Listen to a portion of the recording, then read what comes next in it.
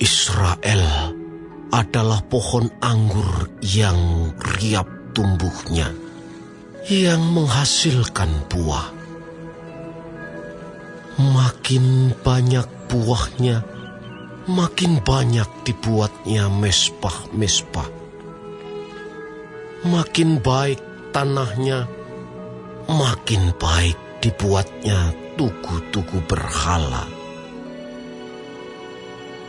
Hati mereka licik. Sekarang mereka harus menanggung akibat kesalahannya. Dia akan menghancurkan mezbah-mezbah mereka, akan meruntuhkan tugu-tugu berhala mereka. Sungguh, sekarang mereka berkata, kita tidak mempunyai raja lagi, sebab kita tidak takut kepada Tuhan. Apakah yang dapat dilakukan raja bagi kita? Mereka membual, mengangkat sumpah dusta, mengikat perjanjian, sehingga tumbuh hukum seperti pohon upas di alur-alur ladang. Penduduk Samaria gentar mengenai anak lembu Bet-awen. Sungguh, rakyatnya akan berkabung oleh karenanya, dan imam-imamnya akan meratap oleh karenanya. Oleh sebab kemuliaannya telah beralih daripadanya. Anak lembu itu sendiri akan dibawa ke Asyur sebagai persembahan kepada Raja Agung. Efraim akan menanggung malu. Israel akan mendapat malu karena rancangannya. Samaria akan dihancurkan. Rajanya seperti sepotong ranting yang terapung di air. Bukit-bukit pengorbanan Awen, yakni dosa Israel, akan dimusnahkan. Semak duri dan rumput duri akan tumbuh di atas mezbah-mezbahnya, dan mereka akan berkata kepada gunung-gunung, "Timbunilah kami!" Dan kepada bukit-bukit, "Runtuhlah menimpa kami!" Sejak hari Gibea, engkau telah berdosa, hai Israel. Di sana mereka bangkit melawan. Tidakkah perang melawan orang-orang curang akan mencapai mereka di Gibea? Aku telah datang untuk menghajar mereka. Bangsa-bangsa akan berkumpul melawan mereka. Apabila mereka dihajar karena salahnya yang berganda. Efraim dahulu seekor anak lembu yang terlatih, yang suka mengiring, dan aku ini menyayangi tengkuknya yang elok. Aku memasang Efraim, Yehuda harus membajak, Yakub harus menyisir tanah baginya sendiri.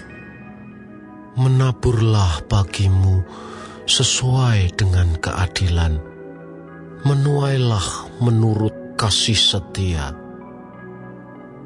Bukalah bagimu tanah baru, sebab sudah waktunya untuk mencari Tuhan sampai Ia datang dan menghujani kamu dengan keadilan.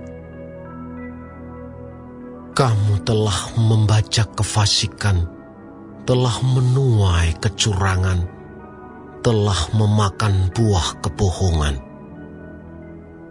Oleh karena engkau telah mengandalkan diri pada keretamu, pada banyaknya pahlawan-pahlawanmu, maka keriuhan perang akan timbul di antara bangsamu, dan segala kubumu akan dihancurkan seperti Salman menghancurkan Bet Arbel pada hari pertempuran. Ibu beserta anak-anak diremukkan. Demikianlah akan kulakukan kepadamu, hai kaum Israel, oleh karena dahsyatnya kejahatanmu. Pada waktu fajar akan dilenyapkan sama sekali Raja Israel.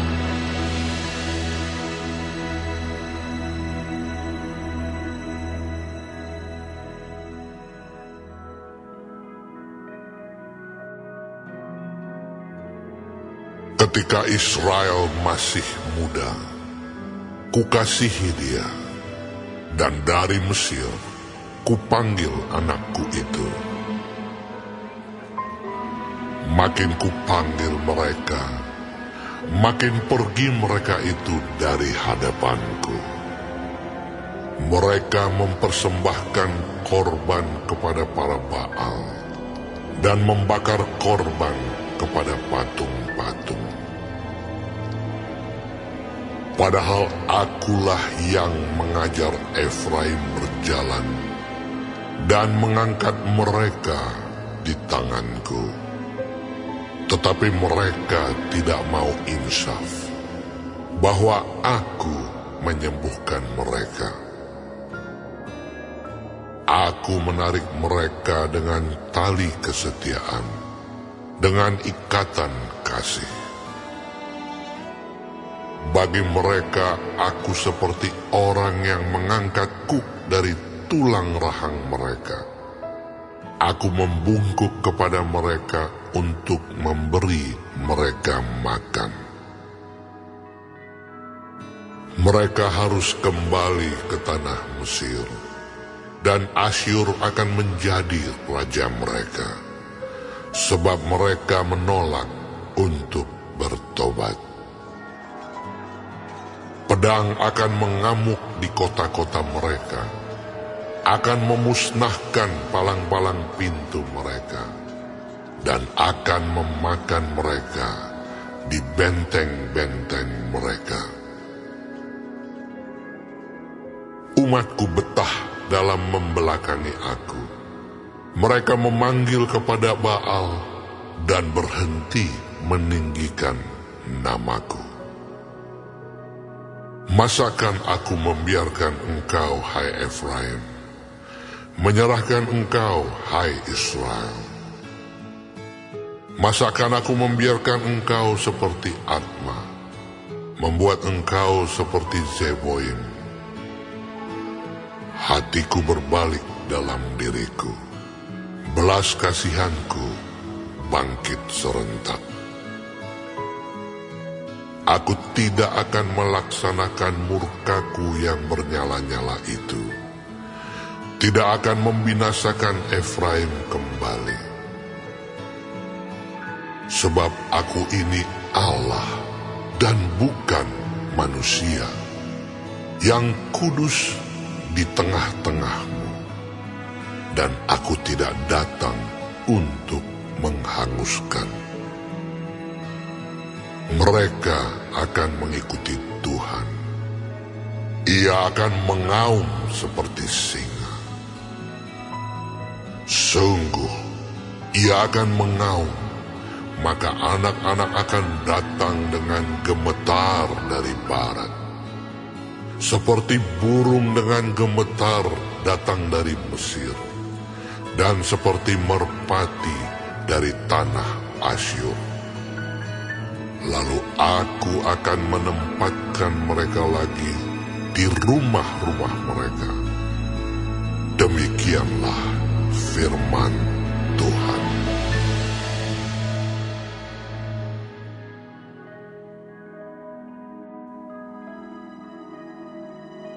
Dengan kebohongan, aku telah dikepung oleh Efraim, dengan tipu oleh kaum Israel.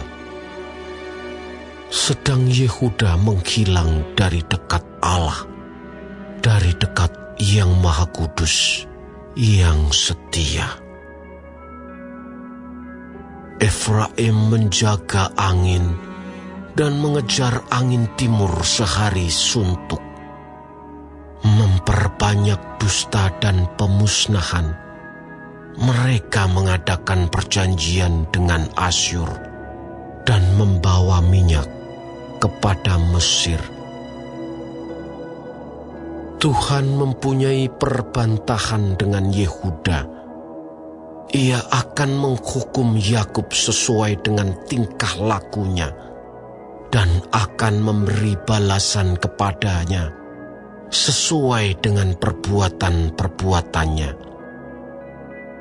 Di dalam kandungan ia menipu saudaranya, dan dalam kegagahannya ia bergumul dengan Allah.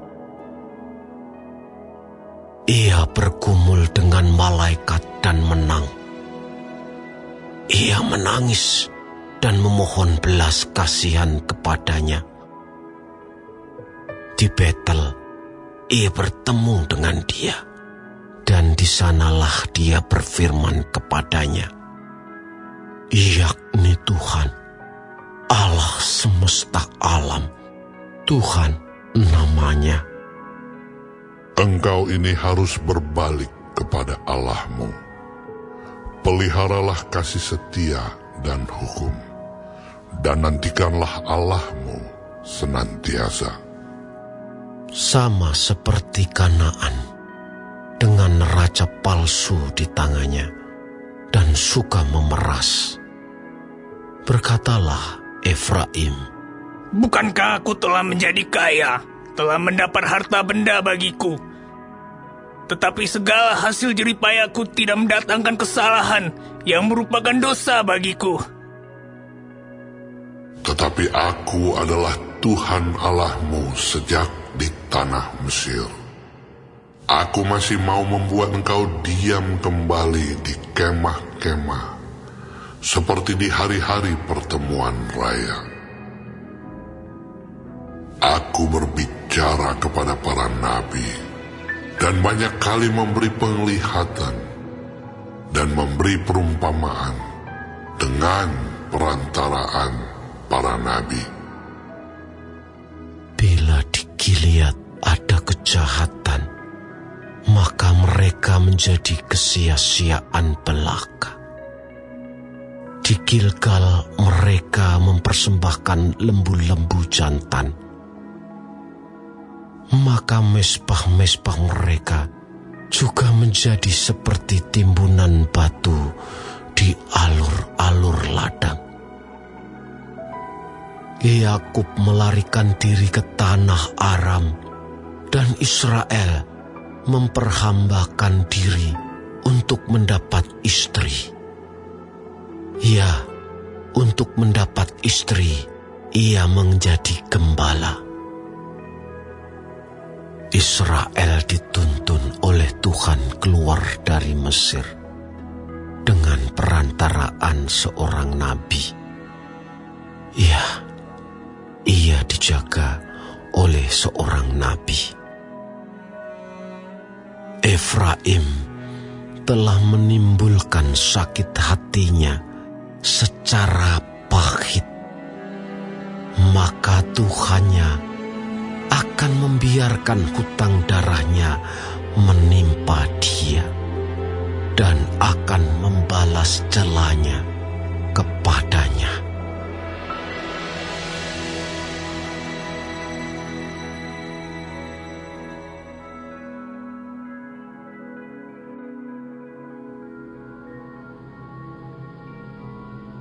Mazmur Asaf. Sesungguhnya Allah itu baik bagi mereka yang tulus hatinya, bagi mereka yang bersih hatinya.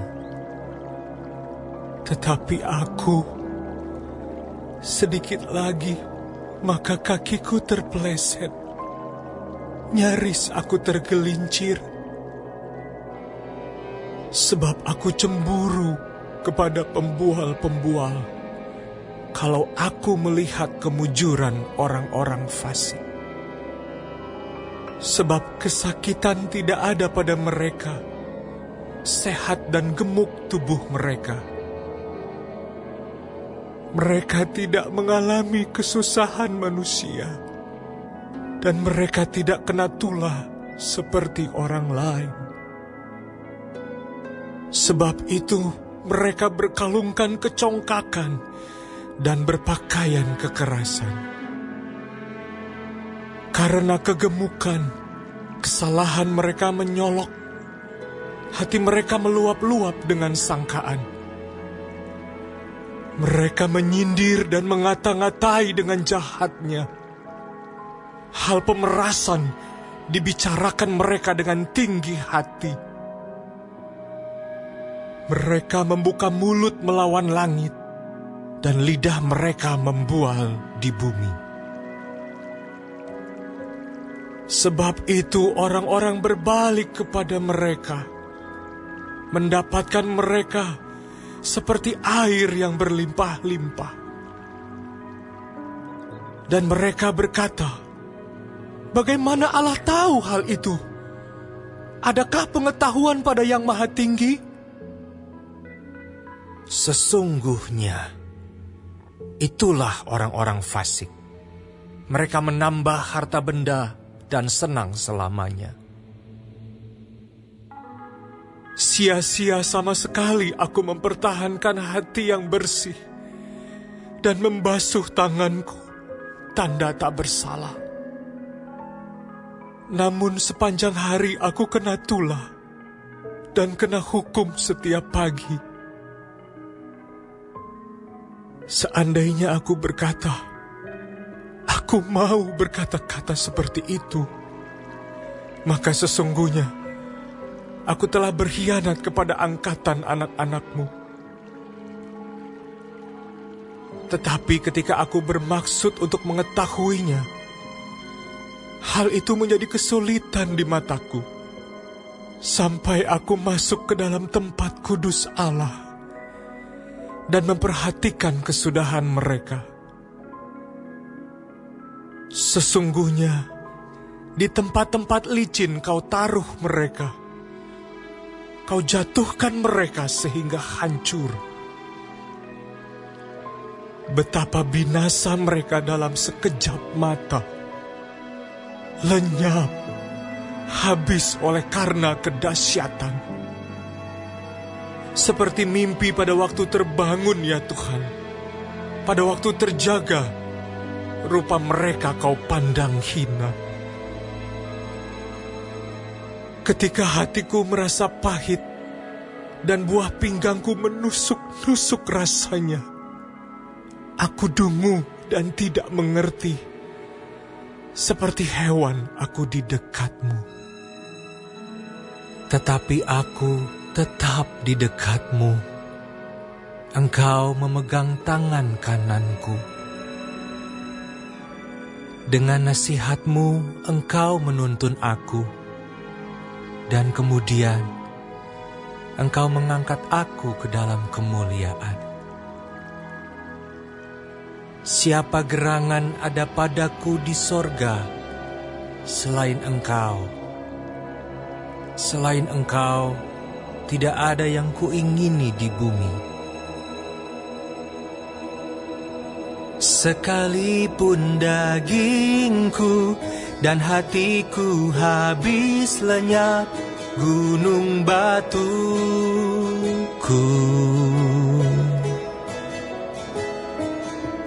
dan bagianku,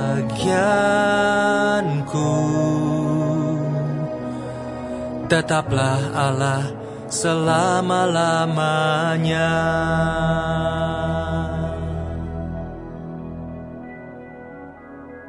Siapa yang jauh daripadamu akan binasa. Kau binasakan semua orang yang berzinah dengan meninggalkan engkau. Tetapi aku suka dekat pada Allah. Aku menaruh tempat perlindunganku pada Tuhan Allah, supaya dapat menceritakan segala pekerjaannya.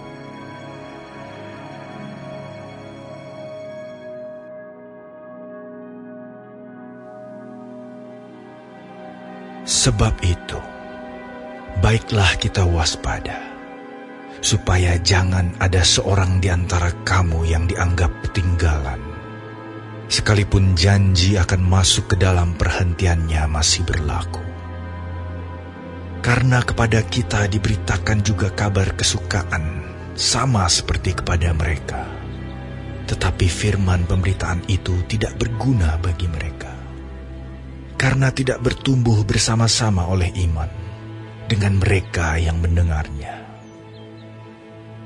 Sebab kita yang beriman akan masuk ke tempat perhentian seperti yang ia katakan. Sehingga aku bersumpah dalam murkaku, mereka takkan masuk ke tempat perhentianku, sekalipun pekerjaannya sudah selesai sejak dunia dijadikan. Sebab tentang hari ketujuh pernah dikatakan di dalam suatu nas, dan Allah berhenti pada hari ketujuh dari segala pekerjaannya. Dan dalam nas itu kita baca, mereka takkan masuk ke tempat perhentianku. Jadi sudah jelas bahwa ada sejumlah orang akan masuk ke tempat perhentian itu, sedangkan mereka yang kepadanya lebih dahulu diberitakan kabar kesukaan itu tidak masuk karena ketidaktaatan mereka. Sebab itu ia menetapkan pula suatu hari, yaitu hari ini, ketika ia setelah sekian lama berfirman dengan perantaraan Daud seperti dikatakan di atas. Pada hari ini, jika kamu mendengar suaranya, janganlah keraskan hatimu. Sebab, andai kata Yosua telah membawa mereka masuk ke tempat perhentian, pasti Allah tidak akan berkata-kata kemudian tentang suatu hari lain. Jadi, masih tersedia suatu hari perhentian, hari ketujuh, bagi umat Allah. Sebab, barang siapa telah masuk ke tempat perhentiannya, ia sendiri telah berhenti dari segala pekerjaannya, sama seperti Allah berhenti dari pekerjaannya. Karena itu, baiklah kita berusaha untuk masuk ke dalam perhentian itu, supaya jangan seorang pun jatuh karena mengikuti contoh ketidaktaatan itu juga. Sebab firman Allah hidup dan kuat dan lebih tajam daripada pedang bermata dua manapun. Ia menusuk amat dalam sampai memisahkan jiwa dan roh, sendi-sendi dan sumsum. Ia sanggup membedakan pertimbangan dan pikiran hati kita. Dan tidak ada suatu makhluk pun yang tersembunyi di hadapannya.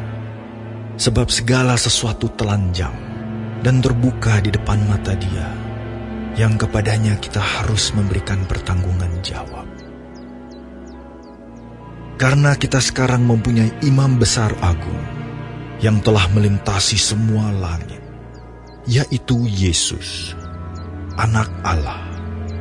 Baiklah kita teguh berpegang pada pengakuan iman kita. Sebab imam besar yang kita punya bukanlah imam besar yang tidak dapat turut merasakan kelemahan-kelemahan kita. Sebaliknya sama dengan kita. Ia telah dicobai, hanya tidak berbuat dosa. Sebab itu, marilah kita dengan penuh keberanian menghampiri tahta kasih karunia, supaya kita menerima rahmat dan menemukan kasih karunia, untuk mendapat pertolongan kita pada waktunya.